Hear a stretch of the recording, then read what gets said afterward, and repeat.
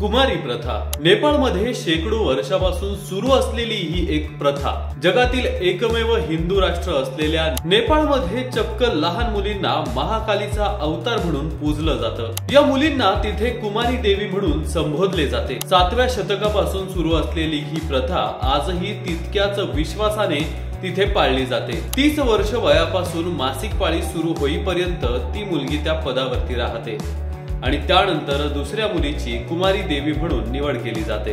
नेपाळमध्ये स्वतंत्र राज्य होती तेव्हा काही प्रथा परंपरा आजही सुरू आहेत। नेपाळमध्ये स्वतंत्र राज्य होती तेव्हाच्या काही प्रथा परंपरा आजही सुरू आहेत। साधारण 3 ते 10 या वयोगटातील मुलगी तिची निवड धर्मगुरू करतात। तिची राहण्याची सोय ठराविक देऊळ वजा आश्रमात केली जाते। धार्मिक गुरूंच्या देखरेखीखाली तिने तिथे राहायचे। कुटुंबियांपासून दूर साधारणपणे 5 ते 7 वर्षांचा काळ ती वयात येईपर्यंत तिचं वास्तव्य तिथेच असतं।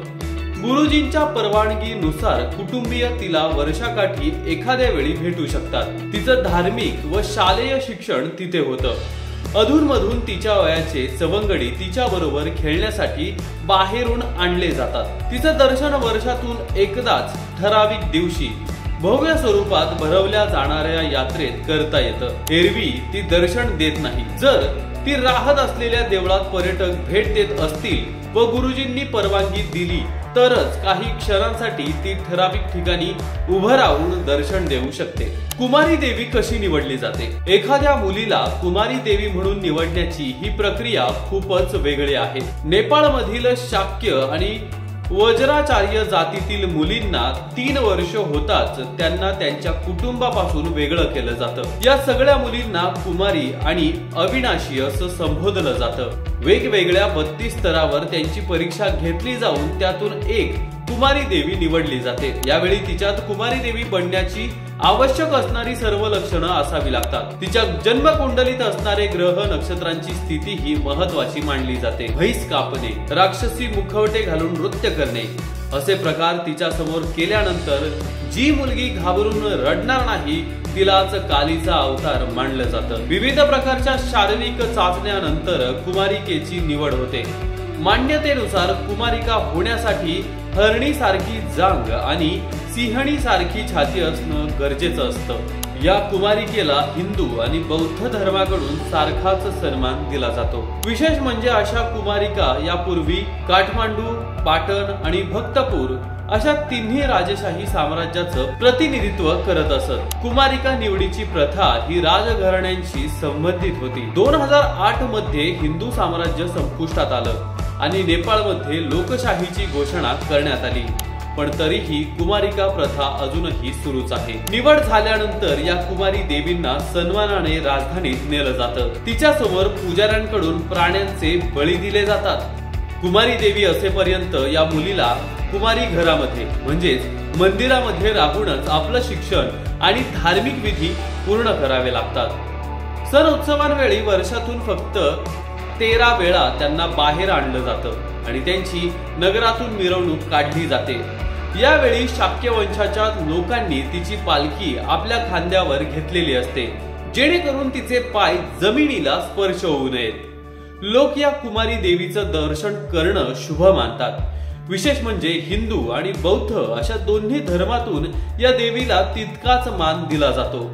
नेपाळच्या 3 शाही साम्राज्यांची ती प्रतिनिधी असते। मासिक धर्म सुरू झाल्यानंतर किंवा एखाद्या कारणाने तिच्या शरीरातून रक्त वाहायला लागल्यास तिचं देवीचं स्थान संपुष्टात येऊन नवी कुमारी देवी मंदिरात प्रवेश करण्याआधीच तिला ते मंदिर सोडावं लागतं।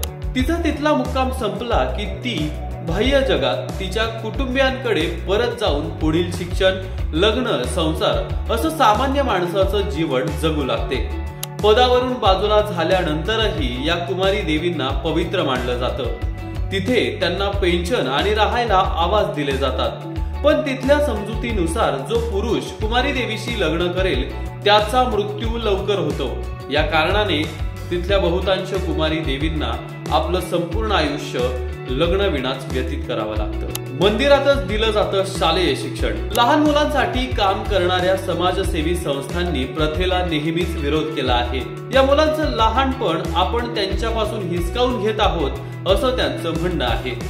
यामुळं मुली समाजाच्या मुख्य धारेपासून दूर फेकल्या जातात आणि त्यांच्या शिक्षणावरही त्याचा परिणाम होतो। दरम्यान कुमारिकेला शालेय शिक्षण दिलं जावं असा आदेश नेपाळच्या सुप्रीम कोर्टानं 2008 मध्ये दिला होता। त्यानंतर मंदिरातच या मुलींच्या शालेय शिक्षणाची व्यवस्था करण्यात आली। तिथंच त्या शालेय परीक्षाही देतात। नेपाळची माजी देवी चणीरा वज्राचार्य 2001 मध्ये पाटण नेपाळमध्ये जेव्हा 6 वर्षांची जिवंत देवी 4 दिवस रडत होती तेव्हा तो मोठा अपशकुन मानला गेला आणि तिचे अश्रू मोठ्या राष्ट्रीय आपत्तीचे संकेत मानले गेले। तिच्या रुदनाच्या शेवटच्या दिवशी म्हणजे जून 2001 मध्ये नेपाळच्या राजपुत्राने त्याचे वडील राजा वीरेंद्र आणि राणी ऐश्वर्या यांच्यासह राजघराण्यातील 9 सदस्यांची गोळ्या झाडून हत्या केली। राजपुत्र दीपेंद्रने नंतर स्वतःवरही गोळी झाडून घेतली। या घटनेला 2 दशके उलटून गेली आहेत। राजधानी काठमांडू पासून फार दूर नसलेल्या पाटण या प्राचीन शहरातील एका कार्यालयात देवीच्या रूपात पूजलेली चणीरा ब्रह्मचार्य ही मुलगी आता पूर्णपणे सांसारिक व्यवहारात मग्न झालेली स्त्री बनली आहे। तिने नुकतीच MBA ची पदवी घेतली आणि आता ती एका वित्तीय संस्थेमध्ये कर्ज मागणी अर्जांवर काम करते।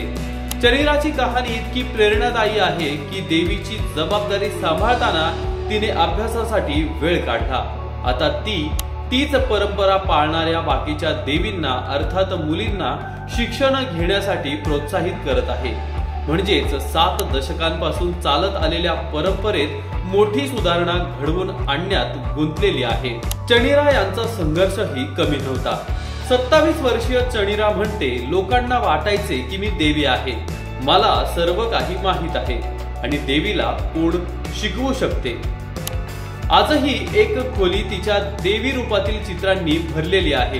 एका चित्रात ती निर्भयपणे हत्यारा राजपुत्राचे काका ज्ञानेंद्र यांच्याकडे पाहताना दिसते। त्यानंतर तिच्या समोर दर्शनासाठी येणाऱ्या लांबलचक रांगा असत। लोक पाया पडत पितळेच्या भांड्यामध्ये रोख रक्कम आणि प्रसाद देत। ती त्यांच्या कपाळावर कुंकू लावत असे।